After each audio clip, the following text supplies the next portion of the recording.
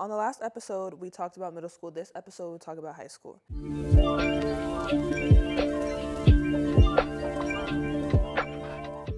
So you spoke about some frustrations about the middle school coaches. Did that factor into your decision for high school? No, it did not. No. Marcus decided to go to Warren High School, where he had an opportunity. Once he got his first year of high school basketball was in Hawaii. He was lucky enough to make it to the state playoffs. I was able to go over there and flew over there and able to see him play. When he got back to San Antonio, he had an option to go to either Brennan or Warren. He wanted to go to Warren, where he knew he had an opportunity to probably play and start right away. So. Okay, were you nervous about high school? No, he wasn't. He was all about basketball at that time, and which was good for him. He actually went on with that particular high school team. I think his sophomore year, they got to the playoffs. They lost unexpectedly in the first round. The next year, they made it to state, where they lost to the Harrison twins out of Houston. So I think his decision to go to Warren High School was the best decision for him. So were you nervous at all? No. I knew his skill set. I knew he could play, right? So I knew, and the fact is, they just needed to let him play. And eventually, I think him showing up as a new guy in his 10th grade year, it was kind of challenging because people like, oh, this is a young guy coming in and he's taking the limelight from some of the other players. But eventually, they worked it out. Unfortunately, they did lose that first year in the playoff round, and then the next year, they was ranked as high as number 2 in the state. So how was it for your sons balancing studying, basketball, and social life? Yeah, it's challenging. It was challenging, I think, but he kept his grades up. The one thing about all our kids is that the fact is they understand that the most important thing is, school. Some took it a little bit serious enough, but with basketball, if you didn't have the grades, you couldn't play. So you get suspended for so many games or whatever. So he never did fall into that trap where grades kept him off the court. Did your son go to prom? Yes, he did. Yes. But all of them went to prom. So, and I think that's good for kids because you only get, you only have an opportunity to go with prom, especially your senior year. Maybe your sophomore year you're not getting invited, but your senior year you should go. And I got pictures. I look at them all the time. So all the kids went to prom. So. Did they work during high school? No. Well, I know Marcus didn't. We had a couple other kids did some odds and ends jobs, but Marcus didn't work. He was really focused on basketball. So he actually worked that. We had other kids when they stopped deciding whether they was going to do band or volleyball or whatever. A couple of them did work during high school, but that was towards their senior year, but not early on. Did your other sons go to the same high school? Yes, well, we had kids in 2 different high schools, at Warren, and then we also had them at Brennan. So it was kind of challenging, but it was. I love both high schools. I knew both coaches, so it actually worked out. How was summer ball? Summer ball was busy because I remember I had summer ball for 2 sports, volleyball and basketball. Marcus being raised we were divorced, and so we used to split.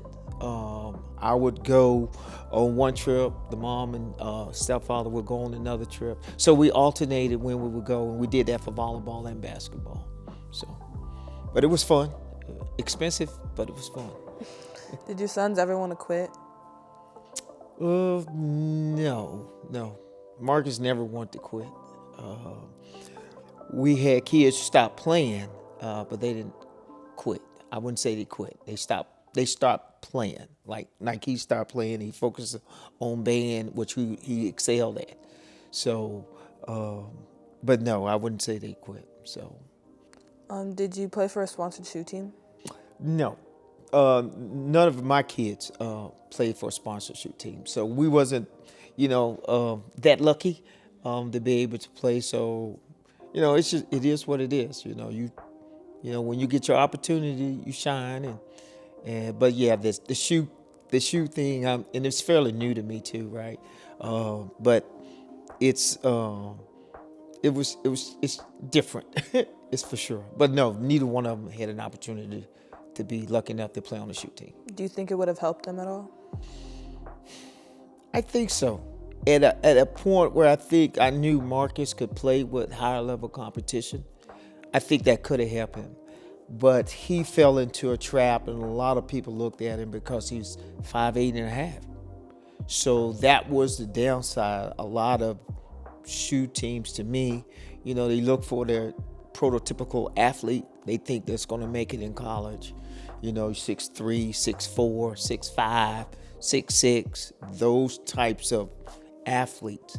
And if you ever saw Marcus, he's 5'8" and a half on a good day. So, Do you think camps helped your son get into college?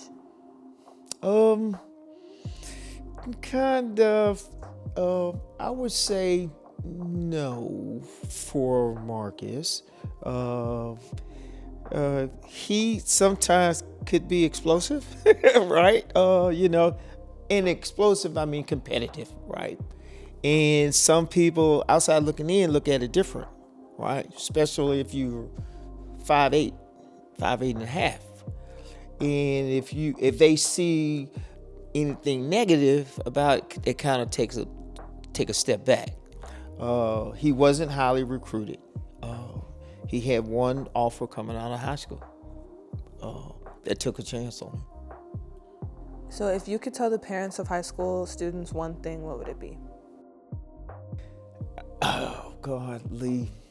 There's so much I would want to tell them. I think as a parent, you have to be honest with your child.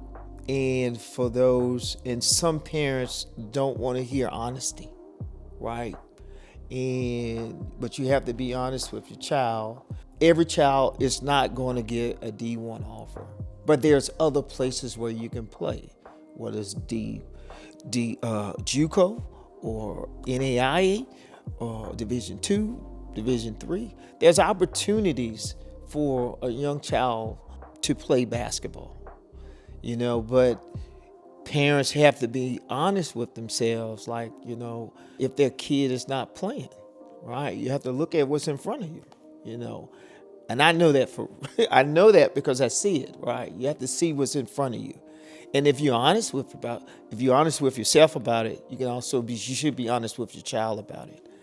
And if your child is not getting up in the morning and putting in that extra time, like some of the best players are doing, they don't have an excuse. So, it boils down to, you have to give an honest assessment to your child. And I think a lot of times some parents don't do that.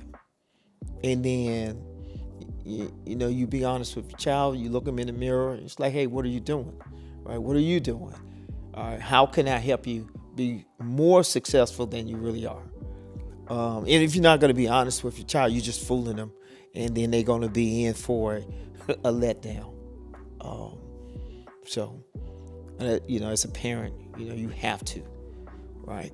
And you also have to have humility where you can take advice from someone else.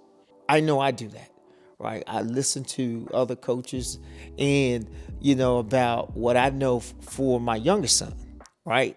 And I tell him exactly what they say, right? And I'm being honest with him. And if, that's the best policy, because like I said before, basketball will not be the hardest thing that my child will do. But he needs to understand that basketball can help him along the way, right? So. Thank you for joining me on the journey. Stay tuned for the next episode where we talk about college.